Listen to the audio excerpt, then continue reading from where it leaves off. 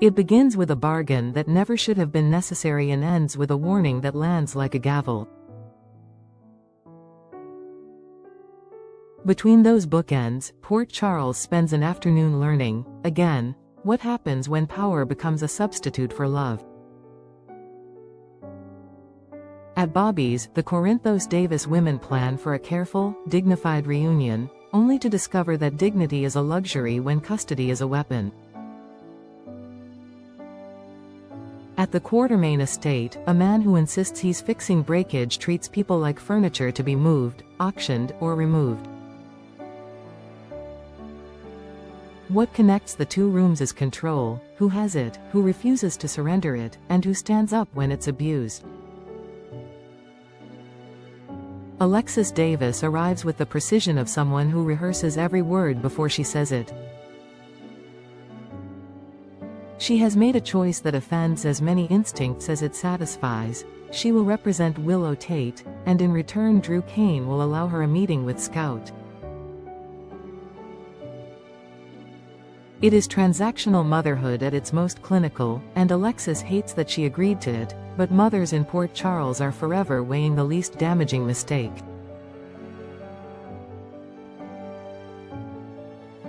Christina listens, proud of her mother's resolve and quietly unnerved by what it cost. This is the price of proximity to Scout now: negotiated minutes, escrowed affection, a calendar invitation to hold your own child.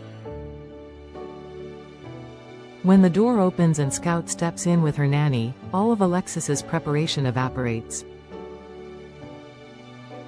The child's presence shifts the room's gravity. What mattered 3 seconds ago, the legal craft, the tactical language, falls away in favor of ordinary chatter and the urgent business of remembering how to be together.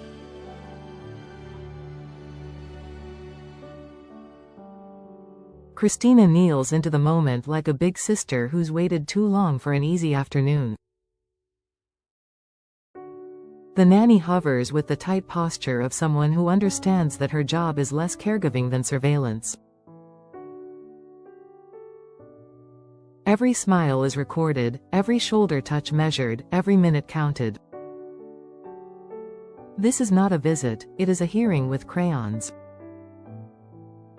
Outside that fragile bubble, the world keeps intruding.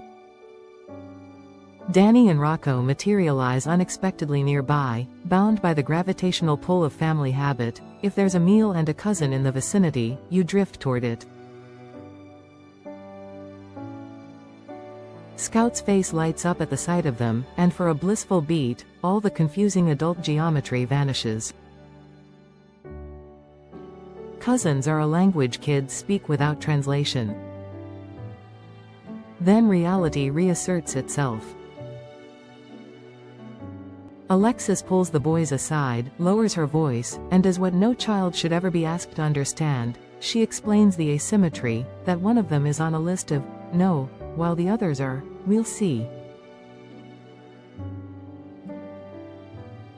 The logic doesn't compute. Of course it doesn't. Love is not a one-way gate.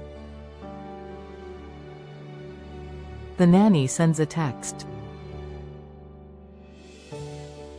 It is a small, silent act that detonates the afternoon. Somewhere else in town a phone buzzes, and with it, a man's conviction that leverage is righteousness. Drew orders the visit cut short. He doesn't need to raise his voice to be heard, he possesses the kind of power that arrives pre-amplified. The menus never open.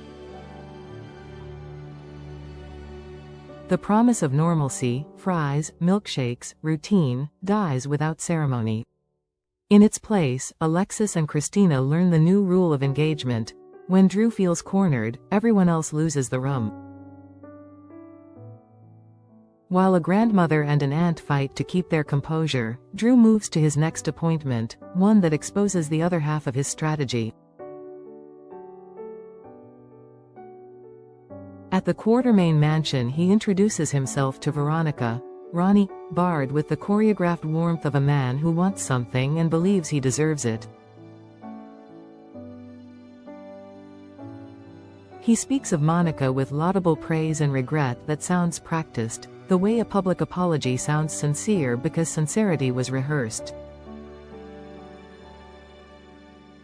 He blames interference, hints at Trass's fingerprints on every fracture, and paints himself as the guy who only ever wanted to repair the family's cracked porcelain. Then he makes the pivot from memory to market. If Ronnie ever decides the mansion is more burden than home, he would like first right to make it his.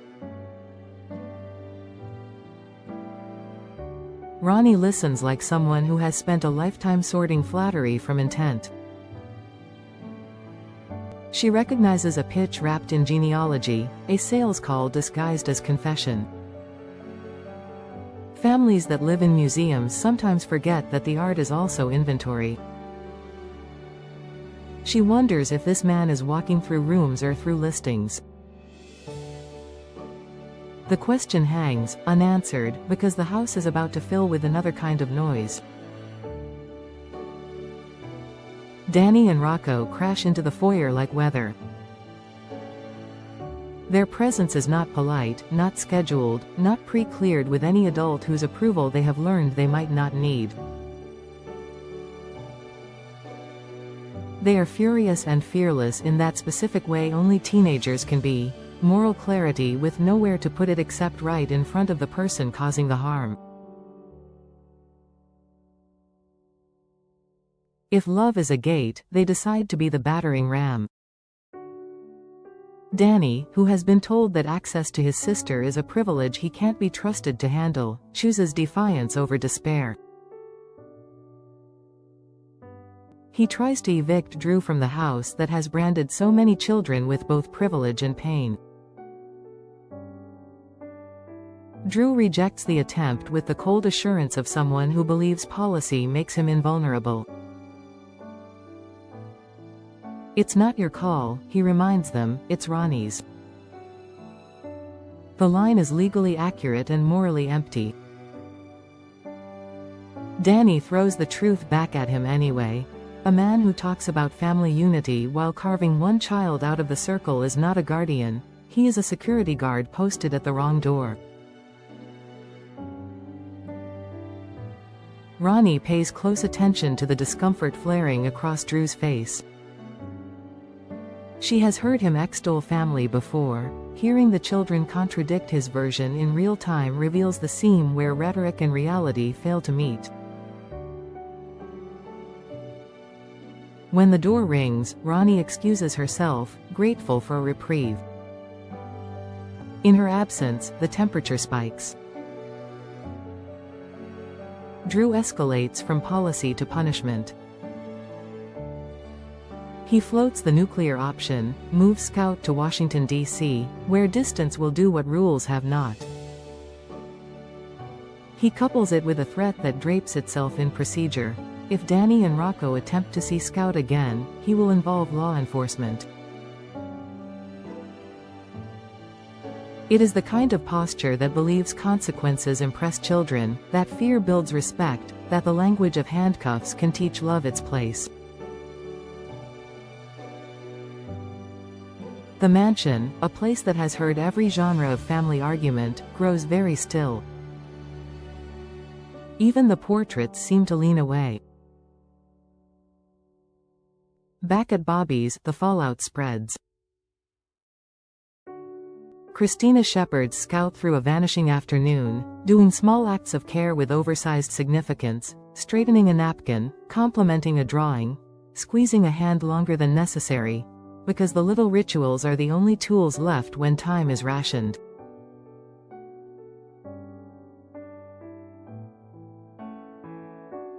Alexis unclenches, reclenches, and silently composes the motion she will file if she must. The lawyer in her calculates, the mother in her grieves what is being asked of a child to soothe an adult. There is an awful efficiency in how swiftly a joyful visit can become a case exhibit. The Quartermain foyer door opens again, and this time the interruption is not a reprieve but a reckoning. Laura Collins steps into the frame with the quiet authority of a person who has buried heroes and humbled tyrants and knows which is which when the room is loud. She doesn't need to shout. Laura never has. She names what everyone else has been tiptoeing around. The job Drew claims to be doing, protector, patriarch, unifier, does not look like what he is doing. The mayor of Port Charles is not there to arbitrate a household squabble. She is there to tell a man who governs like a warden that he has confused custody with conquest. The power shift is immediate. Drew, who spent the day setting the terms of engagement, now finds the terms set for him. Laura's presence reframes the conflict from personal grievance to civic concern. When a man uses threat and relocation to enforce emotional compliance, the town takes an interest. When he tries to purchase nostalgia by bidding on a house, the matriarchal conscience of Port Charles wants a look at his receipts. And when he turns children into trespassers in their own family story, leadership becomes intervention. What makes this episode sting is not simply that Drew overreaches, it is how precisely his overreach echoes old Port Charles wounds. We have seen the Quartermain estate used as a scoreboard before. We have seen children wander these rooms wondering whether they are heirs or exhibits. We have watched parents convert love into leverage and then call it responsibility. This time, the town's memory walks in the door in the shape of Laura and refuses to let a familiar tragedy rerun without commentary. Her warning, firm, measured, unambiguous, lands with the weight of both office and history. In Port Charles, mayors come and go, but moral authority is earned, not elected. Laura has both. It is worth lingering on the women who hold the center while the men posture. Alexis makes an impossible bargain and carries it without making anyone else carry her. She is allowed to be both principled and compromised, which is to say human. Christina models the kind of sisterhood that survives bad policy. She cannot rewrite the rules, so she rewrites the afternoon. Even Ronnie, a guest actor in this particular drama, plays guardian in the purest sense of the word. She guards the truth of what she sees. When the boys storm in, she doesn't scold their volume, she clocks its cause. When Drew flatters, she notes the invoice underneath. These women don't win the scene by shouting, they win it by refusing to forget what it feels like to be the smallest person in the room. What happens next will depend on whether Drew hears the message beneath Laura's warning. A recalibration is still possible. Contrition that involves action, rewriting visitation terms, ending the punitive exclusion of Danny, replacing unilateral dictates with mediated agreements, could turn this from a public relations disaster into the beginning of repair.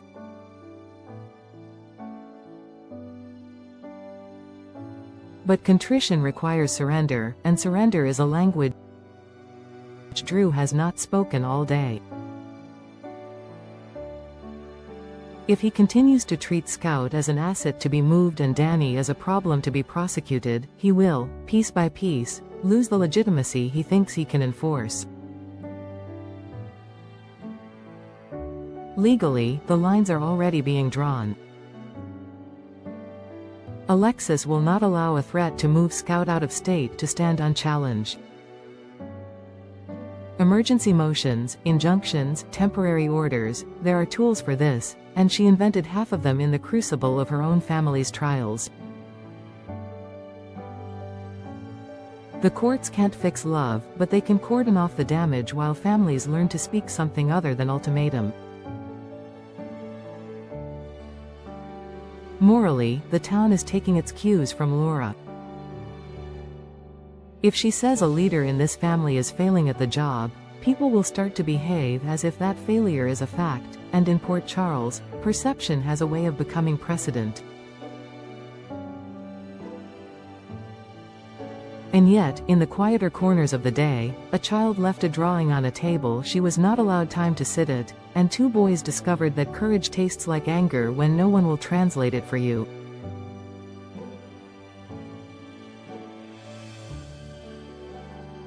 Those details matter. They are the proof that the stakes are not theoretical, they are measured in afternoons lost and trust spent.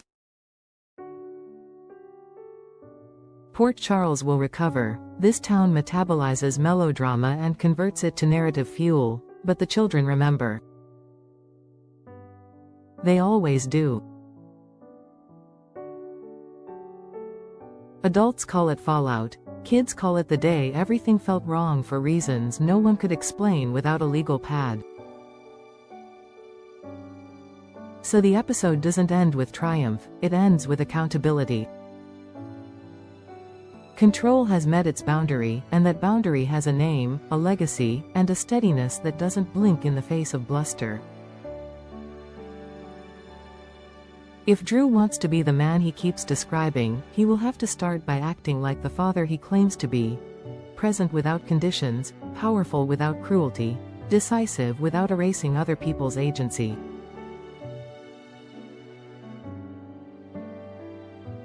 If he won't, the town will do what it did today, step in, draw a line, and remind him that in Port Charles, families are not franchises and children are not bargaining chips.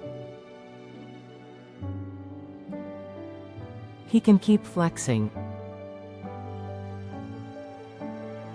Laura already told him how that ends.